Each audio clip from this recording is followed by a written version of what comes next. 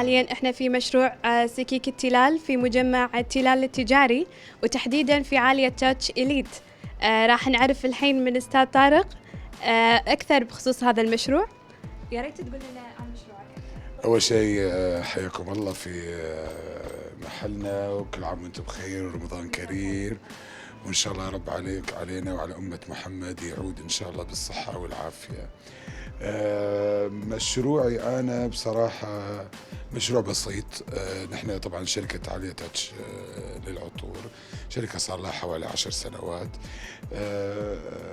في السوق. حبينا إن نسوي فكرة جديدة. سمعنا عن مشروع سكيك التلال، بصراحة جينا تقابلنا معهم، كانت الإدارة وايد يعني متعاونة، طريقتهم وايد راقية، المجمع وايد راقي. سكيك التلال الجزء الأول أنا اطلعت عليه كان وايد حلو، فطلعت لنا فكرة.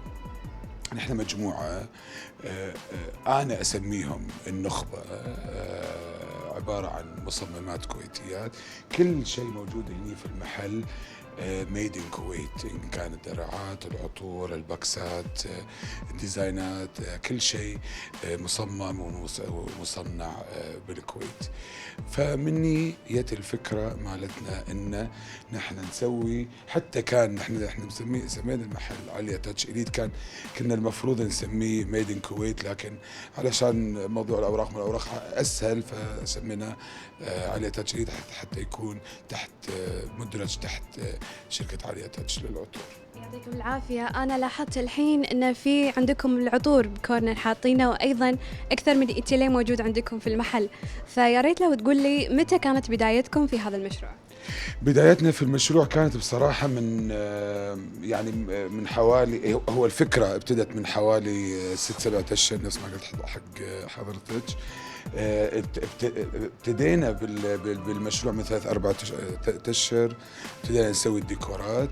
الافتتاح كان فعليا من حوالي شهر ونص.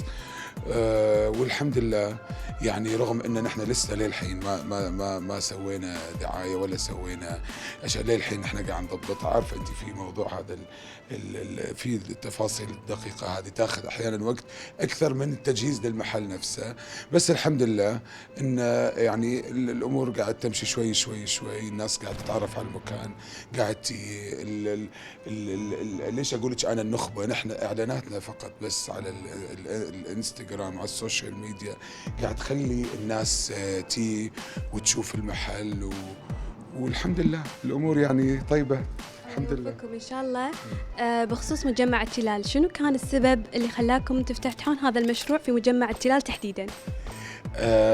أرد وأقول لك، نحن دائما شوفي كل إنسان يختار حق نفسه ستاندرد معين. كنا في الأول قاعدين ندور على مكان يكون له ستاندرد معين بصراحة، وبنفس الوقت مع الأزمات الاقتصادية العالمية يعني ما نبي مكان يكون مثلا في مثلا في ناس تشترط عليك أشياء معينة.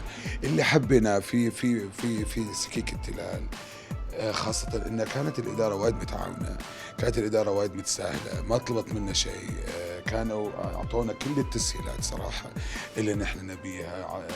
يعني حتى لما في أي شيء يصير التيم الموجود بصراحة كان وايد متعاون، وهذا اللي حببني بصراحة في الأول. الحين نحن قاعد يعني الفكرة الجديدة إن نحن بعد نبي نكبر عالية تاتش إليت، لأن بصراحة وايد مرتاحين بالمكان.